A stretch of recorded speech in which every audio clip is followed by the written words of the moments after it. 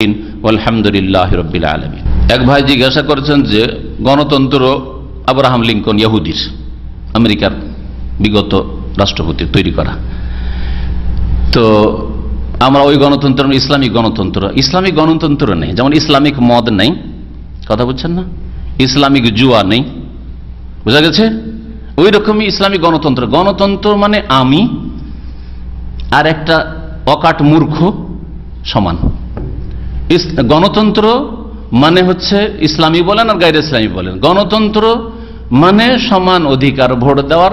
আমার ভোটের যা মূল্য, একজন আল্লাহর শত্রু, বেদিন, বেনামাজি, নাস্তিক, তারও মূল্য ওই রকমই। আল্লাহ এটা শক্তভাবে অস্বীকার করেছে, একটি আয়াতে না, বহু আয়াতে। লা ইয়াস্তাবি আসহাবুন নার ওয়া আসহাবুল জান্নাহ, জান্নাতি জাহান্নামী দুনিয়াতেও সমান হইতে পারে না, আখিরাতেও সমান হইতে পারে না। তারপর সংখ্যা গরিষ্ঠতা থাকলেই হয়ে গেল, সিদ্ধান্ত হয়ে গেল। আল্লাহ বলছেন ওয়াইন তুতি আকসারা মান ফিল আরদি ইউদিল্লুকা আন সাবিলিল্লাহ, অধিকাংশ লোকের যদি মতামত নাও তাহলে তোমাদেরকে গোমরাহ করে ফেলবে। তাহলে মেজরিটি দিয়েই কোনো কিছু গঠন হবে, এ কথা ইসলামে নেই, বরং এটা অস্বীকার করা হয়েছে। গণতন্ত্র ইসলামে নেই, ইসলামে আছে শুরা। শুরা মানে আমাদের মধ্যে যোগ্য লোক 10 জন বাছাই করবে, 200 লোক 100 লোকের মধ্যে আমরা ধরেন 10 জন লোক যোগ্য বাছাই করলাম, যাদের কাছে কোরআন এবং হাদিসের জ্ঞান আছে, ইসলাম সম্পর্কে জ্ঞান আছে, আমল তাকওয়া পরহেজগারি আছে, 5 ওয়াক্ত নামাজের হেফাজত আছে, ফজরও পড়ে, মিথ্যা কথা বলে না, বেঈমানি খেয়ানত করবে না সাধারণত, এইরকম যোগ্য লোকদেরকে আমরা বাছাই করবো 10 জন, 100 জন থেকে 10 জন। আবার 10 জনের মধ্যে এখন 10 জনকে বলবো যে তোমরা তো মাশাআল্লাহ সবাই যোগ্য, কিন্তু তোমাদের মধ্যে একজনকে আমরা খলিফা করব, দেশের এই গুরু দায়িত্ব দেব, সে কে হইতে পারে, তাদের মতামত নেব। এটা হচ্ছে শুরা। আর সবাই, নারী পুরুষ, সৎ অসৎ, কাফের মুসলিম, বেদিন বেমান, আল্লাহর বান্দা শয়তানের বান্দা, সকলে সমান। এটা হচ্ছে গণতন্ত্র। ইসলামী গণতন্ত্র নেই। এই গণতন্ত্রকে সারা জীবন মওদুদি সাহেব, আল্লাহ মাফ করেন, মওদুদি সাহেব কুফরি বলতে গিয়ে শেষখানে সেই কুফরিতে ঢুকে পড়বেন। এইভাবে কি আর মাসলা পরিবর্তন হয় নাকি? হ্যাঁ, এইভাবে পরিবর্তন, একেবারে কুফরি থেকে ইসলামে চলে আসবে। একটা জিনিস কুফরি ছিল কালকে আর আজকে সেটা ইসলাম হয়ে যাবে, একেবারে ডাহা মিথ্যা কথা। সুতরাং মানুষ ভুল করতে পারে, আল্লাহ পাক তার ভুল মাফ করুক, এটাই আল্লাহর কাছে আশা করি। আমাদের অন্তরে কারো সম্পর্কে সংকীর্ণতা নেই, আল্লাহ পাক সকল মুসলিমকে মাফ করুক, আল্লাহ পাক ক্ষমা করে দেন। কিন্তু এইসব গুমরাহিতে মানুষকে লিপ্ত করবেন না। ইসলামী গণতন্ত্র বলে কিছু নেই।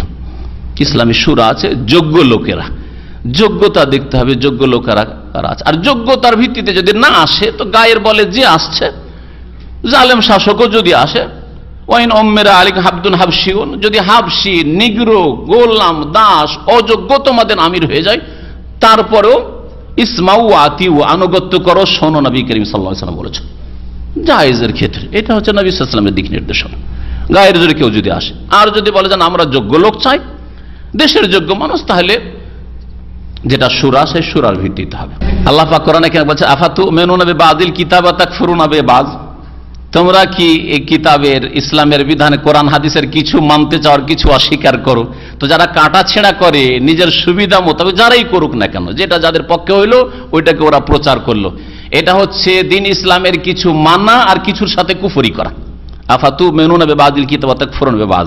আর যারা এই চরিত্র রাখে, নিজের স্বার্থের কথাগুলি শুধু পেশ করবে, আর যেগুলো তাদের উল্টো হয় সেগুলি পেশ করবে না, যে কোনো দলেরই হোক, তাদের সম্পর্কে আল্লাহ বলছেন ফামা জাযাউ মান ইয়াফআলু যালিকা মিনকুম ইল্লা খিজয়ুন ফিল হায়াতিদ দুনিয়া ওয়া ইয়াউমাল কিয়ামাতি ইউরাদ্দুনা ইলা আশাদ্দিল আযাব। তাদের শাস্তি হচ্ছে একমাত্র যে দুনিয়াতে আল্লাহ লাঞ্ছিত অপদস্থ করবেন, আর আখিরাতে কঠোর শাস্তির দিকে আল্লাহ ঠেলে দেবেন। দুনিয়ারও শাস্তি আর আখিরাতের কঠোর আযাব, কঠোর শাস্তি রয়েছে আল্লাহ পাক রব্বুল আলামিনের যারা সুবিধাবাদী। আর আমি যেমন বললাম যে আলহামদুলিল্লাহ আমি কোরআন সুন্নাহর দলের সাথে আছি। ইয়াদুল্লাহি মাল জামা, জামা হচ্ছে সাহাবায়ে কেরামদের দল। আমি সাহাবায়ে কেরামদের দলের সাথে, খোলাফায়ে রাশিদিনের দলের সাথে, তাবেঈনদের দলের সাথে, তাবেঈনদের দলের সাথে, ইমাম আবু হানিফা, শাফিঈ, মালিক, আহমদ, তাদের দলের সাথে, এই মুহাদ্দিসিনদের দলের সাথে আছি। কোরআন এবং হাদিস যেখানে নিয়ে যাবে সেখানে আছি। এটা হচ্ছে আমার দল, এটা হচ্ছে আমার জামাত। এই জামাত ছাড়া আর অন্য কোনো জামাত বুঝি না।